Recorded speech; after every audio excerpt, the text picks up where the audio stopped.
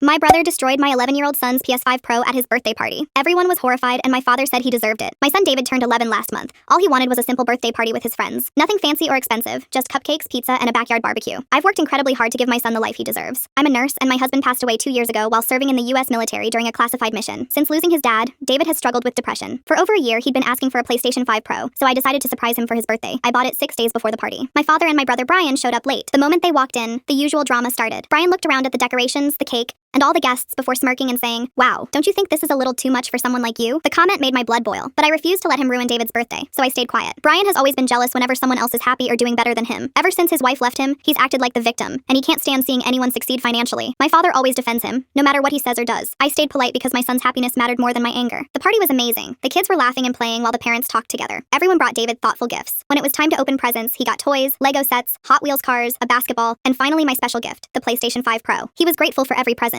but the moment he unwrapped the PS5 Pro, his eyes lit up. When he realized I was the one who bought it, he ran into my arms, hugged me tightly, and yelled, "I love you, Mom!" I couldn't stop the tears. After everything we'd been through since losing his father, seeing him smile like that meant everything to me. That's when I noticed Brian staring at David and the PS5 with a strange smile. He leaned over, whispered something to my father, and they both grinned. About 5 minutes later, David walked to the front door to welcome a few more friends. Then I heard a loud crash. The entire room went silent. I turned around and saw Brian standing over the pile of presents. The PlayStation 5 Pro was crushed into pieces beneath his shoes. At first, I honestly thought he'd tripped by accident. Then he picked up the rest of David's gifts and slammed them onto the floor one by one. David walked back inside just in time to see what happened. Everyone stood there in complete shock. Then my father pointed at my son and said, "Now this boy won't grow up spoiled." David completely broke down. He cried so hard he could barely breathe. That was it. I marched straight toward Brian and demanded, "What the hell is wrong with you?" He started yelling that I was ruining David's future by buying him expensive gifts and video games. He claimed no 11-year-old needed a PlayStation and accused me of showing off in front of everyone. Meanwhile, every single guest was staring at him like he'd completely lost his mind. My father just sat there eating a cupcake as if this was perfectly normal. I was done. I looked at both of them and said, "Get out of my house." Brian laughed. So I looked him dead in the eyes and said, "Either you leave right now or I'm calling the police." They finally walked out. I apologized to everyone for what had happened, but the party was over. The next morning, my father called, trying to downplay everything that happened. Brian didn't apologize either. Instead, he texted me saying my son needed to learn a lesson. That was the moment I decided they were no longer my family. A few weeks later, my father showed up at the hospital where I work and asked me for financial help. I looked at him and said, "After what you and your golden child did to my son's birthday, you actually expect me to help you?" Then I walked away. The very next day, my phone rang again. This time it wasn't my father. It was Brian, calling from my father's phone,